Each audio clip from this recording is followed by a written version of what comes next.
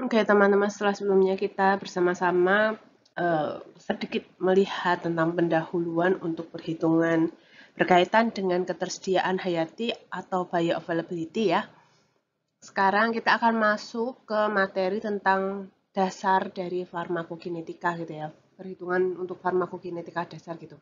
Nah, sekali lagi yang saya sampaikan di sini hanya basicnya saja ya untuk perhitungan mendetail mengenai farmakokinetika, parameter-parameternya itu biasanya akan dijelaskan lebih detail ya karena sebenarnya cukup banyak ya materinya sehingga biasanya akan dijelaskan lebih detail pada saat kuliah biofarmasetika dan farmakokinetika ya. Nah, sedikit mengingatkan gitu ya bahwa di dalam farmakokinetika gitu ya, itu kan akan lebih mendalami aspek-aspek dari proses absorpsi, distribusi, metabolisme dan ekskresi gitu ya, di mana metabolisme dan ekskresi ini biasanya dijadikan satu di dalam ranah eliminasi gitu ya. Nah, untuk farmakokinetika sendiri sebenarnya ada banyak sekali parameter-parameter yang biasa dihitung atau diamati gitu seperti volume distribusi, creatine clearance, kemudian uh, T setengah atau half time. Nah, di sini kita akan fokus di beberapa bagian saja ya. Nah, pertama ketika obat itu masuk ke dalam darah ya dan dia akan terdistribusikan gitu ya. Obat di dalam darah itu dia bisa berikatan dengan protein gitu ya.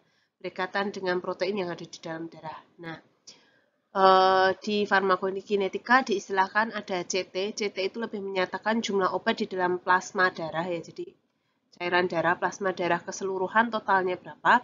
Kemudian ada juga CU atau C unbonding ya, itu menyatakan jumlah obat yang tidak terikat dengan protein ya. Nah, obat yang tidak terikat dengan protein ini maknanya berarti obat tersebut siap untuk didistribusikan menuju ke tempat aksinya ya. Nah, berbeda lagi dengan CB.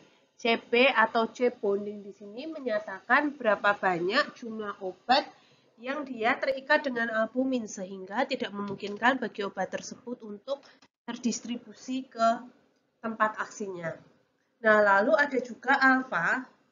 Alfa atau A ini menggambarkan fraksi jumlah obat yang tidak terikat dibandingkan dengan jumlah obat total ya di dalam plasma. Jadi kalau kita gambarkan dalam persamaan ini, alfa menyatakan CU ya jumlah obat yang tidak terikat dibagi dengan jumlah obat tidak terikat ditambah dengan jumlah obat yang terikat. Nah, contohnya di sini diketahui nilai alfa dari suatu obat digoksin yaitu 0,7. Kemudian ditanyakan berapa banyak konsentrasi obat bebas di dalam plasma jika total konsentrasi obat dalam plasma adalah 0,7 nanogram per mililiter. Nah, ini kan ditanyakan berapa yang bebas ya jumlah obat free drug berarti kan yang unbonding. Yang ditanyakan adalah unbonding. Kalau tadi sorry, A sama dengan CU per CT. Ya, kalau kita cari CU sama dengan CT dikali alfa. Sehingga di sini kita peroleh nilainya adalah 0,49 nanogram per mililiter.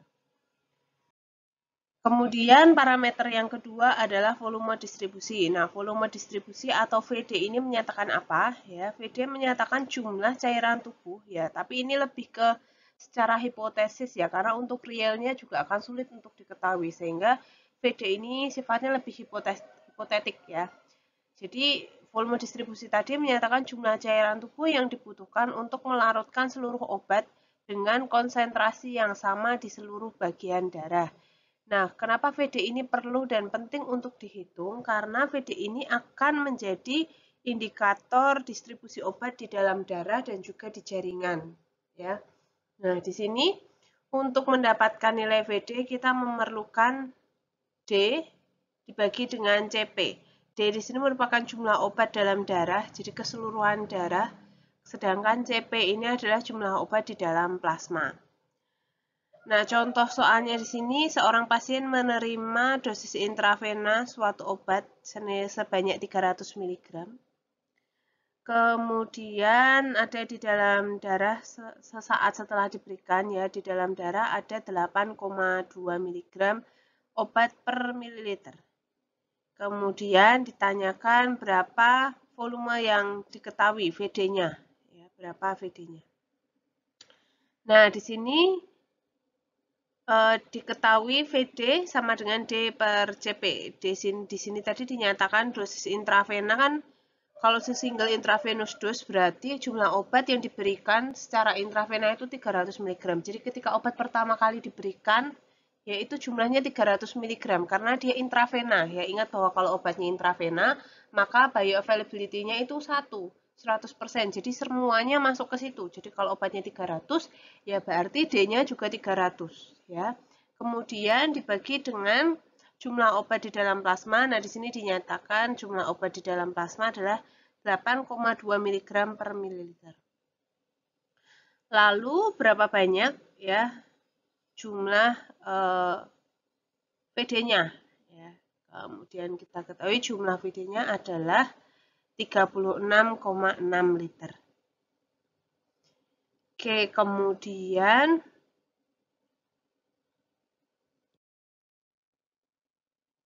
jumlah obat di dalam tubuh gitu ya. Nah, jumlah obat di dalam tubuh pun bisa dihitung menggunakan rumus VD ya.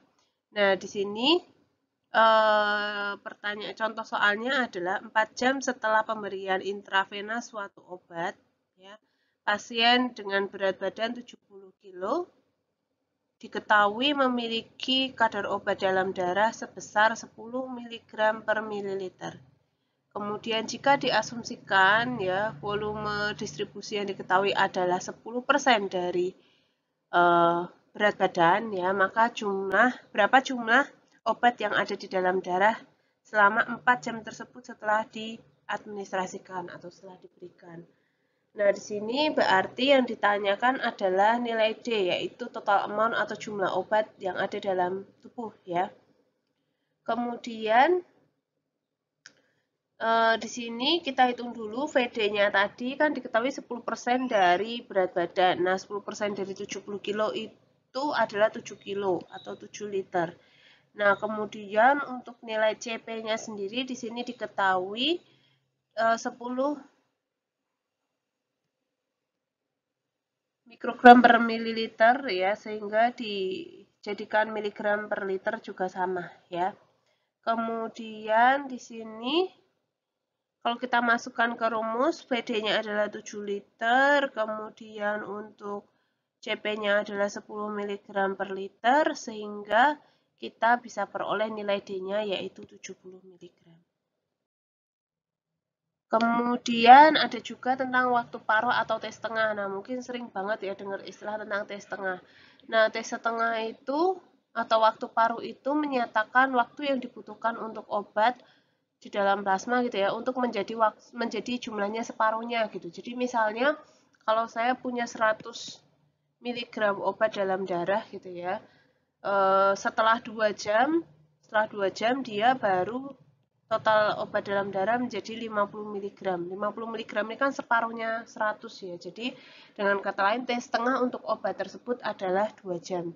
Jadi setiap 2 jam obat akan berkurang separuhnya. Misalnya dari 100 menjadi 50 itu butuh 2 jam.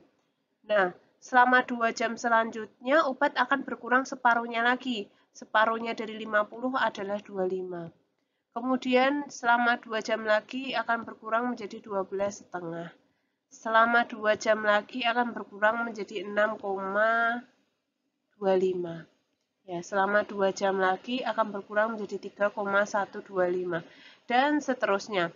Nah, biasanya dinyatakan bahwa 5 kali tes tengah, 5 kali tes tengah biasanya obat itu sudah 97% masuk gitu ya. Jadi tinggal sisa 3% aja.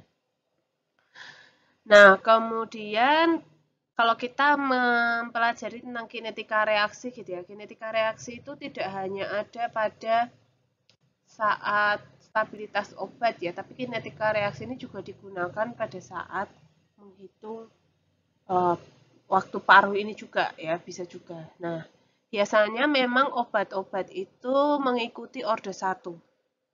Ya. Kalau persamaan yang umum digunakan adalah ini, CT sama dengan C0 eksponensial KT. Ya. Di mana CT adalah jumlah obat pada waktu tertentu, ya. C0 adalah jumlah obat pada waktu ke-0, jadi ketika diberikan 0 berapa. Kemudian eksponensial minus K itu adalah menyatakan konstanta ya, konstanta untuk dalam hal ini eliminasi, kemudian T adalah waktu. Nah, kalau kita belajar tentang kinetika reaksi ya sebenarnya kan rumus ini nggak perlu dihafalkan juga. Tinggal konsep dasarnya aja. Mau pakai eksponensial ini boleh, atau kalau teman-teman mau pakai len juga boleh ya. Len CT sama dengan len C0 min K dikali T. Ini juga bisa.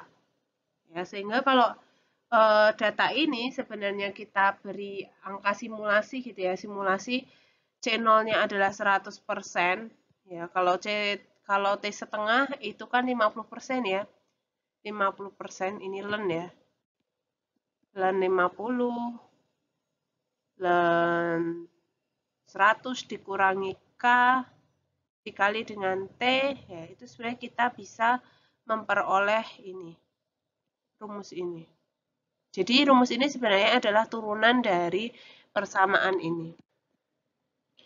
Nah, sehingga rumus ini bisa juga digunakan untuk mencari waktu paruh atau T setengah. Ya. Nah, K atau konstanta tadi ya itu menggambarkan menggambarkan konstanta itu tadi ya, kecepatan eliminasi. Nah, sehingga kalau kita mencari nilai T setengah dari obat kita, maka kita bisa menggunakan rumus 0,693 dibagi dengan K untuk eliminasi. Nah, di sini contoh aja ya, sebenarnya kalau ini sih lebih ke diminta untuk cuma buat contoh plot gitu ya, plot data grafik untuk yang menyatakan jumlah obat di dalam plasma gitu ya. Nah, ini sebenarnya bisa disajikan menggunakan semi logaritmik ya, grafik semi logaritmik, makanya di sini diperoleh diagramnya atau grafik yang linear gitu ya. Tapi kalau tidak kita logkan itu biasanya tetap akan melengkung ya, eksponensial ya. Nah, di sini diketahui ya pada waktu tertentu, kemudian ini pakai semi logaritmik ya, kita lihat dari angka-angkanya ini ya. Data ini dimasukkan ya sehingga kita peroleh grafik ini.